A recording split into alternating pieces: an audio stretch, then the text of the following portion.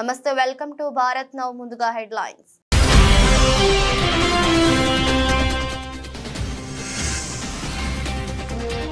యాదగిరిగుట్టలో ఫ్యాక్టరీలో పారే పేలుడు, 8 మంది కార్మికులకు గాయాలు, 2 పరిస్థితి విషమం.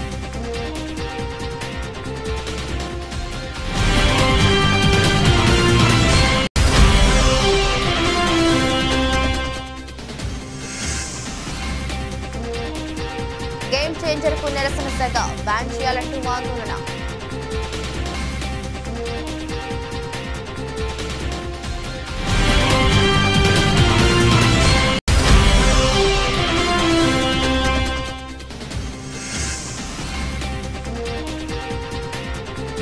రిటైర్మెంట్ వార్తల్లో నిజం లేదన్న రోహిత్ శర్మ, చట్ట ప్రయోజనాలే తనకు ముఖ్యమని స్పష్టీకరణ.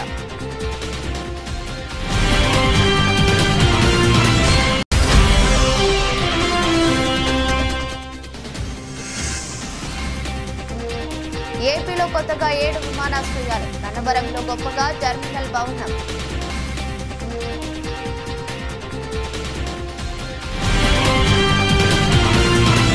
భద్రాద్రి కొత్తగూడెం జిల్లా మనుగూరు ఎమ్మెల్యే క్యాంపు కార్యాలయం ప్రజాభవన్లో కాంగ్రెస్ పార్టీ మండల టౌన్ నాయకులు సమక్షంలో నిర్వహించిన భారతదేశపు తొలి మహిళా ఉపాధ్యాయురాలు, ప్రముఖ సంఘ సంస్కర్త, స్త్రీ సాధికారత కోసం విశేషంగా కృషి చేసిన సావిత్రిబాయి పులే జయంతి సందర్భంగా ఆ మహానీయురాలు చిత్రపటానికి పూలమాలలు వేసి ఘన నివాళులర్పించిన పినపాక నియోజకవర్గ శాసనసభ్యులు పాయం వెంకటేశ్వర్లు.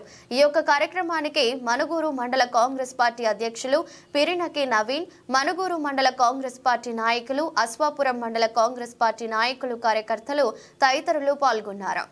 సంగారెడ్డి జిల్లా పటాన్చేరు నియోజకవర్గం గుమ్మడిదల మండలం గుమ్మడిదల రైతులను మోసం చేసేందుకు కాంగ్రెస్ ప్రభుత్వం మరో కుట్ర చేస్తుందని, ఎలాంటి షరతులు లేకుండా 2 విడత రైతు భరోసాలను అందజేయాలని బీఆర్ఎస్ రాష్ట్ర నాయకులు చిమ్ముల గోవర్ధన్ రెడ్డి డిమాండ్ చేశారు. తెలంగాణ రాష్ట్ర కాంగ్రెస్ ప్రభుత్వం రైతులకు పంట వేసిన వారికి మాత్రమే 2వ విడత రైతు భరోసాను అందజేస్తానని ప్రకటించడం పట్ల బీఆర్ఎస్ రాష్ట్ర నాయకులు చిమ్ముల గోవర్ధన్ రెడ్డి స్పందించారు. ఈ సందర్భంగా గుమ్మడిదల మండల కేంద్రంలోని ట్రస్ట్ కార్యాలయంలో ఆయన మీడియాతో మాట్లాడారు. గోవర్ధన్ రెడ్డి మాట్లాడుతూ, గత బీఆర్ఎస్ ప్రభుత్వంలో మాజీ ముఖ్యమంత్రి కేసీఆర్ హయాంలో రైతులకు అనేక పథకాలను అందజేశామని అన్నారు. ముఖ్యంగా రైతు బంధు, రైతు బీమా, రైతు భరోసా, పంటలకు మద్దతు ధర, కొనుగోలు కేంద్రాలు, ఇలా చెప్పుకుంటూ పోతే గత ప్రభుత్వంలో రైతులకు అనేక సంక్షేమ పథకాలను అందించామని అన్నారు.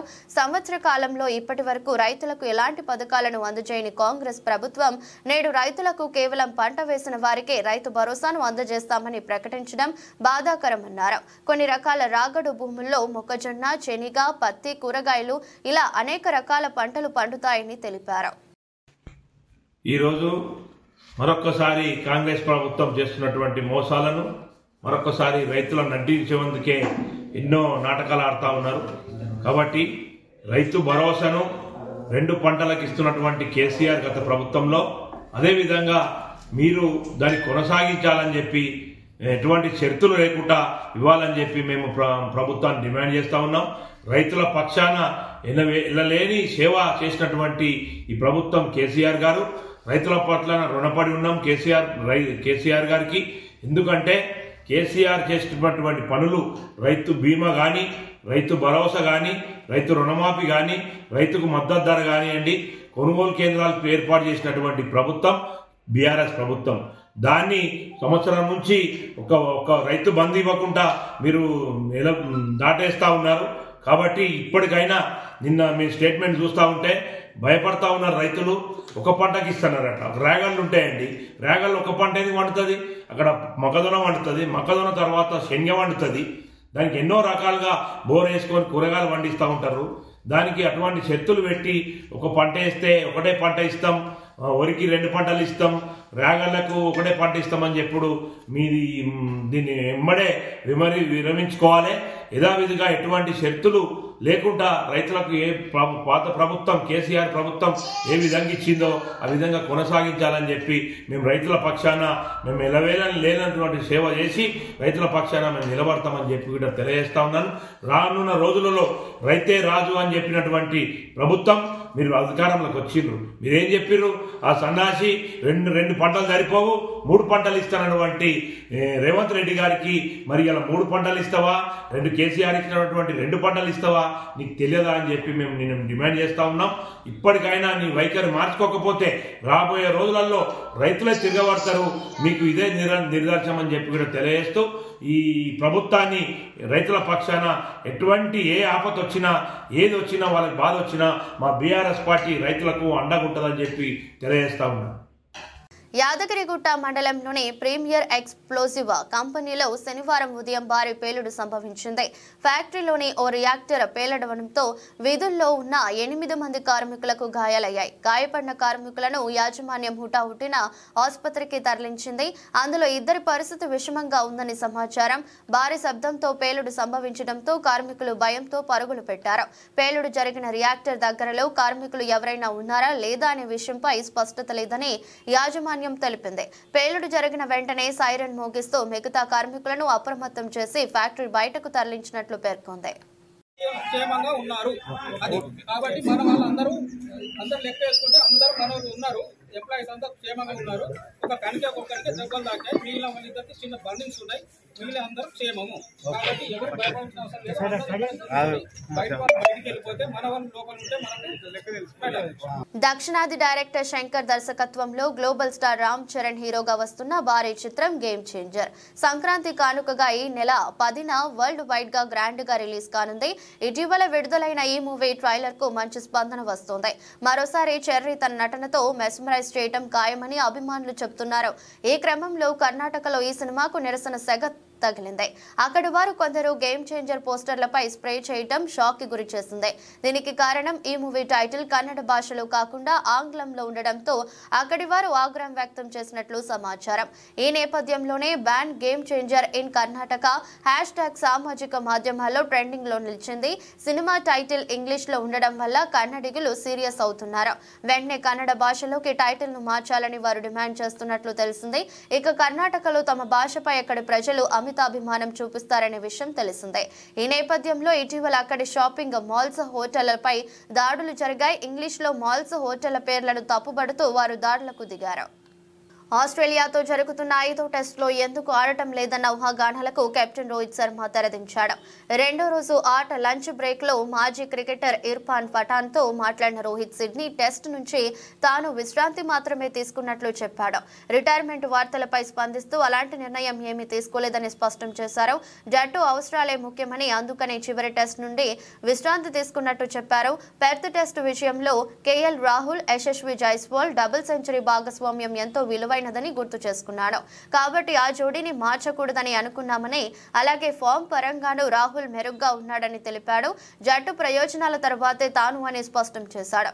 డ్రెస్సింగ్ రూమ్ లో ఎలాంటి సమస్యలు లేవన్నాడు. 2 పిల్లల తండ్రినైన తనకు ఏ సమయంలో ఎలాంటి నిర్ణయాలు తీసుకోవాలో తెలుసని రోహిత్ కుండ బద్దలు కొట్టాడు.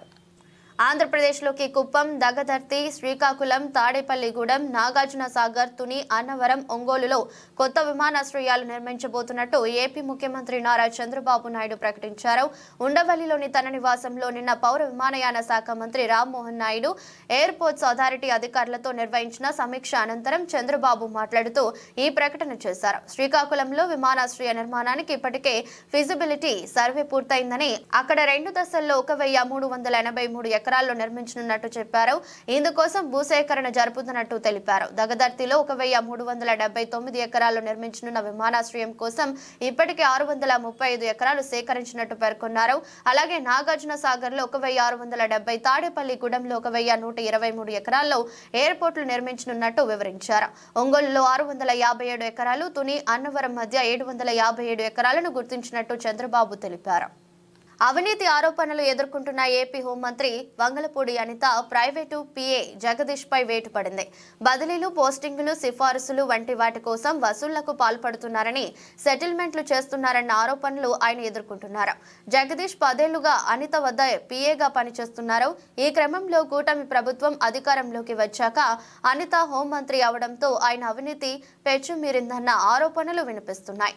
అంతేకాదు ఎంత పెద్ద నాయకుడినైనా ఆయన పట్టించుకోవడం లేదన్న విమర్శలు ఉన్నాయి. మంత్రి తర్వాత అన్ని తానే అన్నట్టుగా చక్కబెడుతున్నట్టు తెలిసింది. మద్యం దుకాణాల్లో వాటాల కోసం లైసెన్స్ దారులపై ఒత్తిడి, హోంమంత్రికి సంబంధించిన తిరుమల దర్శనం సిఫార్సు లేఖలను తిరుపతిలోని ఓ హోటల్కు గంపగుత్తుగా అమ్ముకోవడం వంటి ఆరోపణలు కూడా జగదీష్ పై ఉన్నాయి. దీనిపై ప్రభుత్వానికి ఫిర్యాదులు అందాయి. ఈ నేపథ్యంలో ఎట్టకేలకు అనిత ఆయనను తొలగించారు. విషయం తెలిసిన పాయకారావుపేట నియోజకవర్గంలోని టీడీపీ క్యాడర్ జగదీష్ బాధితులు సంబరాలు చేసుకున్నారు. కొత్త ఏడాదికి శుభారంభంగా తొలి 2 సెషన్లలో భారీగా పుంజుకున్న స్టాక్ మార్కెట్ సూచీలు మళ్లీ చితికిలపడ్డాయి. శుక్రవారం ట్రేడింగ్ లో దాదాపు 1% క్షీణించాయి. సెన్సెక్స్ 720.60 పాయింట్ల నష్టంతో 79,223.11 వద్దకు చేరుకుంది. నిఫ్టీ 183.90 పాయింట్లు కోల్పోయి 24,004.75 వద్ద స్థిరపడింది. వచ్చే వారంలో డిసెంబర్ త్రైమాసిక ఆర్థిక ఫలితాల సీజన్ ప్రారంభం కానున్న నేపథ్యంలో మదుపరులు ముందు జాగ్రత్తగా ఐటీ, బ్యాంకింగ్ షేర్లలో అమ్మకాలకు పాల్పడటం ఇందుకు కారణమైంది. డాలర్ బలోపేతం, రూపాయి క్షీణత, అధిక వాల్యుయేషన్లు వంటి అంశాలు మార్కెట్ సెటిల్మెంట్ ను మరింత కుంగదీశాయి. సెన్సెక్స్ లోని 30 కంపెనీల్లో 18 నష్టపోయాయి. భారత కరెన్సీ సరికొత్త జీవితకాల కనిష్టానికి క్షీణించింది. డాలర్ రూపాయి మారకం విలువ మరో 4 పైసలు తగ్గి 85.79 వద్ద ముగిసింది. దిగుమతిదారుల నుండి డాలర్ కు డిమాండ్ పెరగడంతో పాటు ఈక్విటీ మార్కెట్ల నష్టాలు ఇందుకున్న ప్రధాన కారణమయ్యాయి.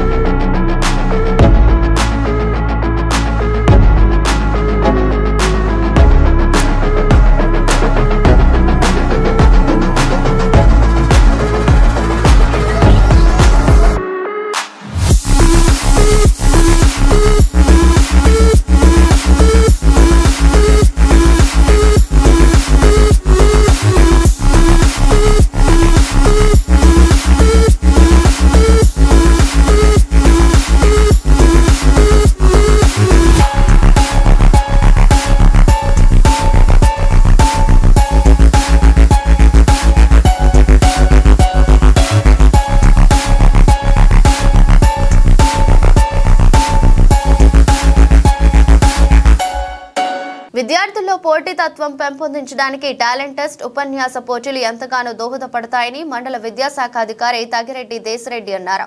ఈ మేరకు సిద్దిపేట జిల్లా నంగునూరు మండల కేంద్రంలోని ప్రభుత్వ జిల్లా పరిషత్ ఉన్నత పాఠశాలలో మండల స్థాయి ఉన్నత పాఠశాలల విద్యార్థులకు ఇంగ్లీష్ ఒలింపియాడ్ టాలెంట్ టెస్ట్, ఉపన్యాస పోటీలు నిర్వహించి ఉత్తమ ప్రతిభ కనపరిచిన విద్యార్థులకు బహుమతులు అందజేశారు. ఈ సందర్భంగా మాట్లాడుతూ మండలంలోని వివిధ ఉన్నత పాఠశాలలకు చెందిన విద్యార్థులకు ఒలింపియాడ్ టాలెంట్ టెస్ట్, ఉపన్యాస పోటీలను ఏర్పాటు చేసుకోవడం జరిగిందన్నారు. Language Teachers Association Telangana Subject Forum, English Language Subject Forum. On behalf of this, we are going to conducting the talent test in mandal level. Today we have been conducting the talent test in our mandal. Out of 10 schools have been participated, and 6 students have been selected for district level. We have been conducting 3-tier system: mandal level, district level, state level. So for the conduction of this, I congratulate all the English fraternity from my mandal, all the high school students, and our honorable mandal education officer and respected complex headmaster Ramswamy Garu, and my convener Gajabinkar Kanyalal Garu. All of you, thanks. All of you, welcome again. I congratulate. I am very happy to conduct this talent test at mandal level. Thank you. Mandal level. ELTA English language teachers association ఆధ్వర్యంలో convener Parthasarathi మరియు co convener కన్యాల గారి English ఉపాధ్యాయుల సమక్షం లోపల 10 high schools మన మండలంలో పాల్గొనడం జరిగింది.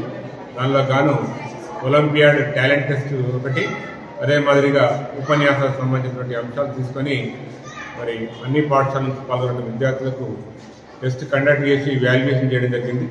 గెలుపొందినటువంటి విద్యార్థులకు కూడా బహుమతి అందజేయడం జరిగింది. ఈరోజు చాలా చక్కగా మరి మంచి పోటీతత్వంతో చాలామంది విద్యార్థులు రావడం జరిగింది. అదేవిధంగా ఉపన్యాస పోటీలు చాలా చక్కటి వాతావరణంలో నిర్వహించుకోవడం జరిగింది. దానికి గాను జడ్జిగా స్థానిక పాఠశాల ప్రధానోపాధ్యాయులు పెద్దపల్లి జిల్లా రామగుండం ఎన్టీపీసీలోని విశ్వభారతి హైస్కూల్ ఆవరణలో విద్యార్థులకు ట్రాఫిక్ అవగాహన కార్యక్రమాన్ని నిర్వహించారు. రోడ్డు భద్రతా మాసోత్సవాల సందర్భంగా motor vehicle inspector Santosh Reddy, traffic CI Rajeshwara Rao పాల్గొని రోడ్డు భద్రతా విషయాలపై విద్యార్థులకు వివరించారు. ప్రధానంగా 18 ఏళ్లలోపు పిల్లలకు పేరెంట్స్ వాహనాలు ఇవ్వవద్దని సూచించారు. వాహనాలు నడిపేటప్పుడు తప్పనిసరిగా హెల్మెట్ ధరించాలని, కారులో అయితే సీట్ బెల్ట్ పెట్టుకోవాలని తెలిపారు. జాతీయ రోడ్డు భద్రతా మాసోత్సవాల సందర్భంగా ఈరోజు విశ్వభారతి హై స్కూల్లో ఈ మాసోత్సవ కార్యక్రమాన్ని జరుపుకోవడం జరిగింది. ఇక్కడ విద్యార్థులకు రోడ్డు అవగాహన గురించి, ట్రాఫిక్ రూల్స్ గురించి, అలాగే అండర్ ఏజ్ అంటే 18 years బిలో వెహికల్స్ నడపకూడదు పిల్లలు. ఒకవేళ నడిపినటువంటి పరిస్థితుల్లో అయితే వాళ్ళ పేరెంట్స్కు పనిష్మెంట్ ఇవ్వడం జరుగుతుందని తెలపడం జరిగింది. అట్లాగే వారికి మోటార్ సైకిల్ నడిపినప్పుడు హెల్మెట్ ధరించడం తప్పనిసరి అని, అలాగే 4 wheels వెహికల్ నడిపినప్పుడు సీట్ బెల్ట్ పెట్టుకుని తప్పనిసరిగా నడపాలని సూచించడం జరిగింది. అలాగే ఆటోలలో కానీ బస్సులలో కానీ ఓవర్లోడింగ్ రాకుండా జాగ్రత్తలు వహించాలని వారందరికీ తెలపడం జరిగింది. 2 wheelers వాళ్ళను 4 wheelers వాళ్ళను ట్రాఫిక్ నుండి విజ్ఞప్తి కోరేది ఏంటంటే, మీరు బండి నడిపేటప్పుడు ఒకటే దృష్టిలో పెట్టుకోండి. సెల్ ఫోన్ మర్చిపోయినప్పుడు ఇంట్లో వైఫ్ కావచ్చు, బ్రదర్ కావచ్చు, పిల్లలు కావచ్చు, నాన్న సెల్ ఫోన్ మర్చిపోయి తెచ్చిస్తారు. మీరు సెల్ ఫోన్ అనేది మర్చిపోయినా కూడా ఏం కాదు, దాంతో ఒరిగేది. బట్ హెల్మెట్ అనేది మర్చిపోతే కంపల్సరీ అది ఇవ్వండి. అదొకటి. తాగి ఎట్టి బండి నడపొద్దు. సో మనం బండి మనం కరెక్ట్గా పోయినా కూడా మన టైం బాగాలేకుండా వేరే వాడు చూపుతున్నా కూడా, సో ఏంటంటే తాగిన వాళ్ళకి తప్పు అంటారు మనం రైట్ బుక్ పోయినా. సో ఎట్టి పరిస్థితుల్లో డ్రంక్ అండ్ డ్రైవ్ కానీ, సెల్ ఫోన్ డ్రైవింగ్ కానీ, వితౌట్ హెల్మెట్ కానీ, సిగ్నల్ జంపింగ్ కానీ, ఓవర్ స్పీడ్ కానీ, ట్రిపుల్ రైడింగ్ ఇలాంటి చేయకూడదని చెప్పాము. దానివల్ల జరిగే నష్టాల గురించి చెప్పాము. సో పిల్లల్ని కూడా కోరింది అదే, అంటే బిలో 18 years ఉన్న పిల్లలు ఎన్ని కాస్ట్ బండి నడపకూడదు. వాళ్ళు నడిపితే వాళ్ళు తెలిసి తెలియక వాళ్ళు చేసిన పొరపాటుకు వాళ్ళ పేరెంట్స్ ఉన్న చట్టాల ద్వారా వాళ్ళ పేరెంట్స్ జరుగుతుంది కాబట్టి వాళ్ళని అదే కోరాము.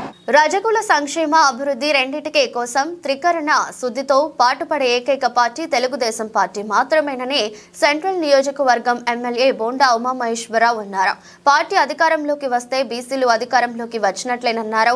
బీసీ వర్గాల సంక్షేమం కోసం నిరంతరం అనేక పథకాలను ప్రవేశపెట్టిన పార్టీ తెలుగుదేశం పార్టీ మాత్రమే అన్నారు. సెంట్రల్ నియోజకవర్గం పరిధిలోని 27వ డివిజన్ సాంబమూర్తి రోడ్ సెంటర్లో రజక కళ్యాణ మండప ప్రారంభోత్సవం జరిగింది. కళ్యాణ మండపాన్ని ప్రారంభించిన ఎమ్మెల్యే బోండా ఉమామహేశ్వరరావు మాట్లాడుతూ, తెలుగుదేశం పార్టీ అధికారంలోకి వచ్చిందంటే బీసీలకు అధికారం వచ్చినట్లేనన్నారు. బీసీ వర్గాల సంక్షేమం కోసం ప్రారంభం నుండి నేటి వరకు అనేక పథకాలను ప్రవేశపెట్టి అమలు చేస్తున్న ఏకైక పార్టీ తెలుగుదేశం పార్టీ మాత్రమే అన్నారు. ఆదరణ పథకం కూడా అతి త్వరలో ప్రారంభిస్తామన్నారు. ఎన్నికలకు ముందు రజకులకు ఇచ్చిన వాగ్దానం మేరకు కళ్యాణ మండపాన్ని అప్పగించిన విధంగానే పై అంతస్తు నిర్మాణం కూడా త్వరలో చేపడతామని ఎమ్మెల్యే హామీ ఇచ్చారు. భవిష్యత్తులో కూడా రజకుల సంక్షేమం కోసం ఎన్డీఏ కూటమి పలు సంక్షేమ పథకాలను సిద్ధం చేసిందన్నారు. 27 డివిజన్ తెలుగుదేశం పార్టీ అధ్యక్షుడు కొండపల్లి రూప్ కుమార్ మాట్లాడుతూ, రజకులు సంపూర్ణ మద్దతు తెలుగుదేశం పార్టీకి ఎప్పుడు ఉంటుందన్నారు. భవిష్యత్తులో నామినేట్ పదవుల్లో రజకులకు పదవులను కేటాయించాలన్నారు. నా పేరు వల్లూరు మధుసూదన్ రావు. నేను రజక కార్పొరేషన్ డైరెక్టర్గా ఉన్నాను. ఆ రోజున 2014లో ఈ కళ్యాణ మండపం కడటానికి నా సమక్షంలో నేను అధ్యక్షుడిగా ఉన్నప్పుడు ఉమా గారిని అడగడం జరిగింది. ఆ మీటింగ్లో ఏమని చెప్పారంటే, 70-80 మందితో మీరు మీటింగ్ పెట్టారు. ఆ 70-80 మందితో మేము ఏం వాగ్దానం చేయము, ఎక్కువ మంది కనుక మీరు రాగలిగితే నేను ఏదైనా కళ్యాణ మండపానికి వాగ్దానం చేస్తానని చెప్పడం జరిగింది. ఆ రోజున ఒక 1000 మందితో అల్లూరి సీతారామరాజు కళ్యాణ మండపంలో మీటింగ్ ఏర్పాటు చేయడం జరిగింది. ఆ సమక్షంలోనే అందరి సమక్షంలో మీకు కళ్యాణ మండపం కట్టించి నేను తీరుతాను, 1 సంవత్సరం లేతే నా తలకాయ తీసేసుకుంటానని వాగ్దానం చేశారు. ఆ తర్వాత సంవత్సరం లోపే కట్టి చూడడం జరిగింది. ప్రభుత్వం మారేసరికి దాన్ని సచివాలయం కింద తీసుకున్నారు. ఆ తర్వాత నిరసనలు ఈ బడుగు బలహీన వర్గాలకి సామాజిక భవనాలు, కళ్యాణ మండపాలు, కమ్యూనిటీ హాల్స్ నిర్మించాలని 2014-19 కాలంలోనే మేము ప్రారంభించాం. అనేక సామాజిక వర్గాలకి, బీసీ కులాలకి కళ్యాణ మండపాలు కట్టించడం జరిగింది. అప్పట్లో నేను రజక భవనం కట్టిస్తే దాని తర్వాత వచ్చినటువంటి ప్రభుత్వాలు దాన్ని రజకులకి ద్రోహం చేసేటట్టుగా దాన్ని సచివాలయంగా మార్చేశారు. మేము అప్పటికే అనేక సార్లు అడిగాం, ఇంకా సచివాలయం పెట్టుకోవడానికి వేరే స్థలమే లేదా మీకు, రజకుల కళ్యాణ మండపమే కావాల్సి వచ్చిందని అడిగినా ఏ రోజు పట్టించుకున్నటువంటి ఆనాటి ప్రభుత్వాలకి బుద్ధి చెప్పేటట్టుగా ఇవాళ మరొక కొత్త భవనాన్ని కట్టించి ప్రారంభోత్సవం చేయడం జరిగింది. ఖచ్చితంగా విజయవాడ నగరపాలక సంస్థ పరిధిలో గల రకరకాల సర్వీస్ ప్రొవైడర్లను గుర్తించి వారికి నైపుణ్య సాంకేతిక శిక్షణ గవర్నర్పేటలోని ఐవీ ప్యాలెస్ నందు ఉదయం 10 గంటల నుండి సాయంత్రం 5 గంటల వరకు దరఖాస్తులు స్వీకరించారని విజయవాడ నగరపాలక సంస్థ ప్రాజెక్ట్ ఆఫీసర్ యూసీడీ విభాగం అధికారి వెంకటనారాయణ తెలిపారు. ప్లంబర్లు, కార్పెంటర్లు, ఎలక్ట్రీషియన్లు, AC, TV, refrigerator, washing machine వంటి మరమ్మతులు చేసేవారు, పెయింటర్, బ్యూటీషియన్ తదితర తగిన నైపుణ్య సాంకేతిక శిక్షణ సర్టిఫికేట్ ఇవ్వడంతో పాటు జీవనోపాధి కల్పిస్తున్నట్లు వెల్లడించారు.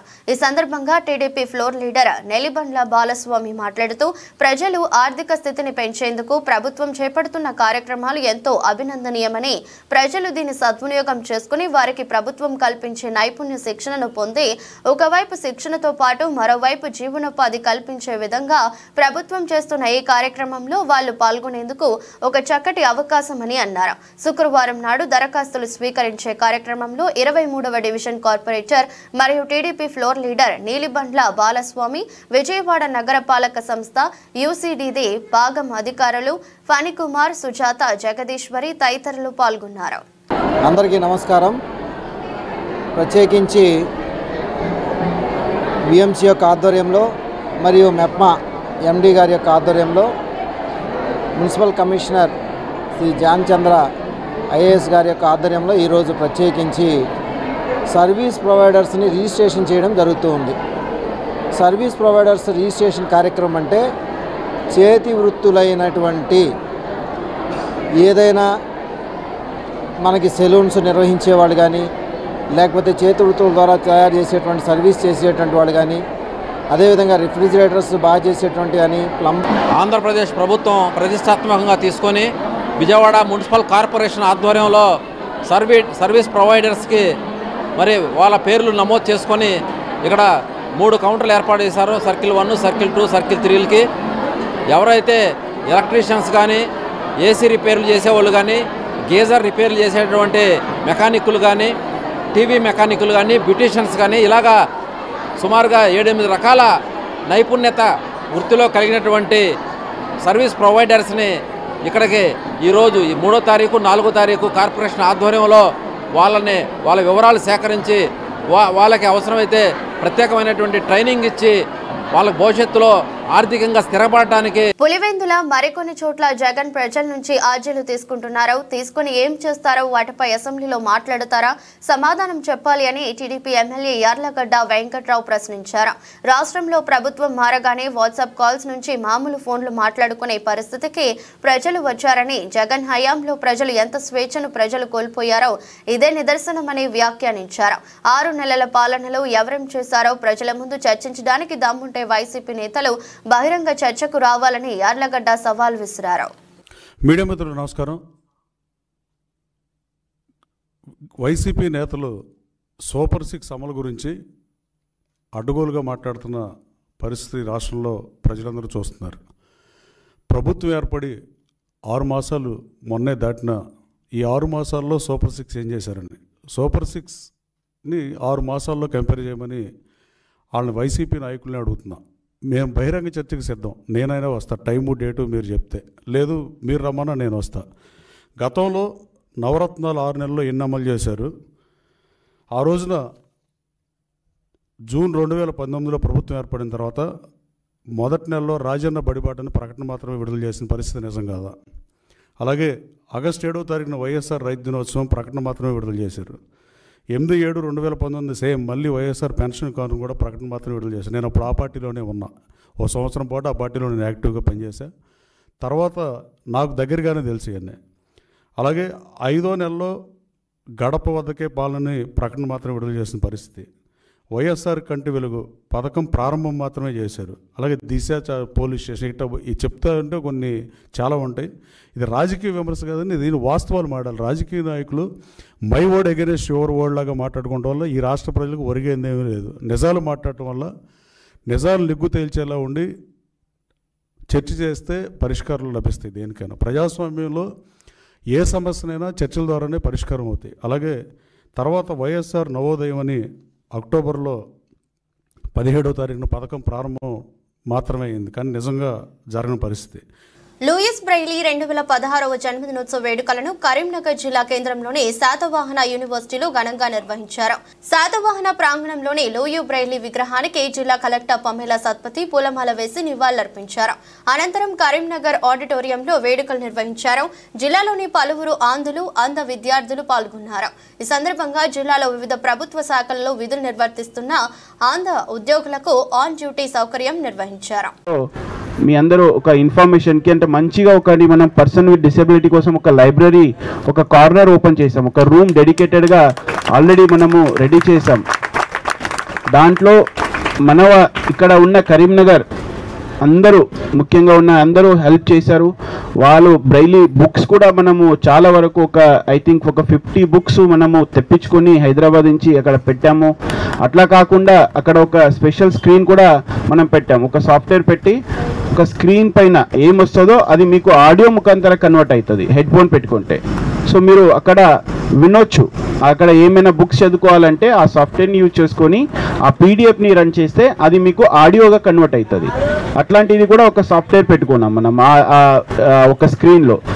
అట్లానే ఎవరికైనా వినలేకనంటే ఏమైనా ఆడియో ఉంటే అది అక్కడ వర్డ్స్గా కన్వర్ట్ అవుతుంది, స్క్రీన్ పైన మీకు కనిపిస్తుంది.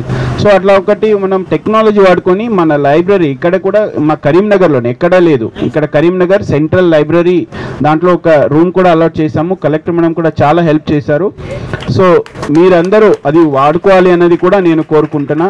అట్లాగే మన కరీంనగర్ బ్లైండ్ స్కూల్ కూడా చాలా యాక్టివ్గా ఉన్నారు పిల్లలు. నేను చూస్తే అంటే ఎంత వరకు అంటే స్టేట్ లెవెల్లో చెస్లో ఫస్ట్ ర్యాంకు, ఏదైనా అథ్లెటిక్స్ ఉంటే ఫస్ట్ ర్యాంకు, సింగింగ్లో అన్ని దగ్గర మంచిగా పాడతారు, అన్ని డాన్స్ చేస్తారు.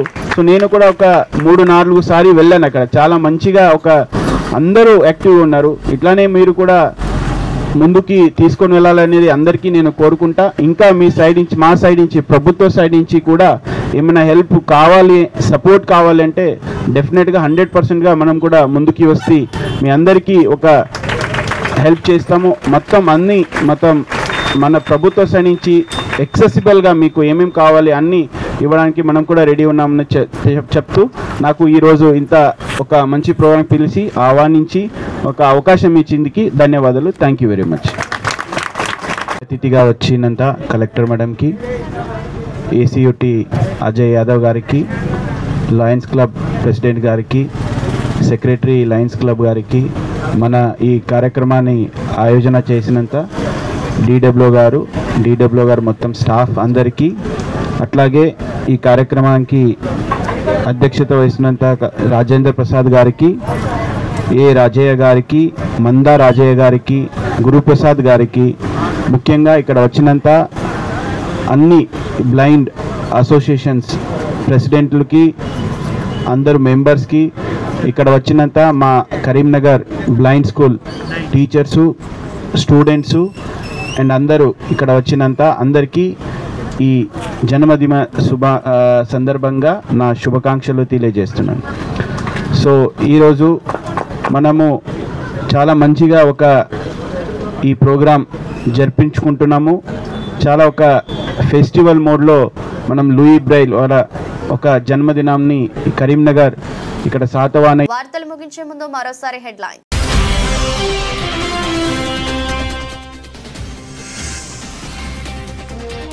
యాదగిరిగుట్టలో ఫ్యాక్టరీలో పారే పేలుడు, 8 మంది కార్మికులకు గాయాలు, 2 పరిస్థితి విషమం.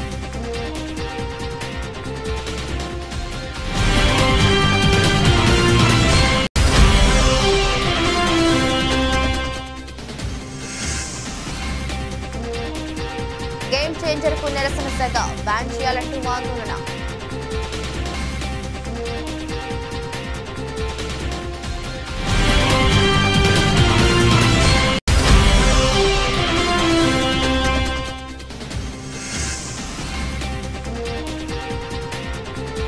రిటైర్మెంట్ వార్తల్లో నిజం లేదన్న రోహిత్ శర్మ, చట్ట ప్రయోజనాలే తనకు ముఖ్యమని స్పష్టీకరణ.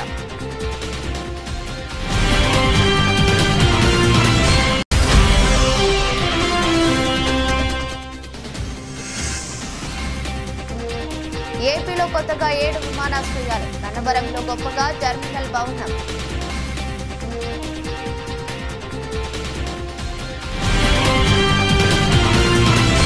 ఇది రోజు బులెటిన్. మరో బులెటిన్లో మళ్ళీ కలుద్దాం. అంతవరకు సెలవు. నమస్కారం.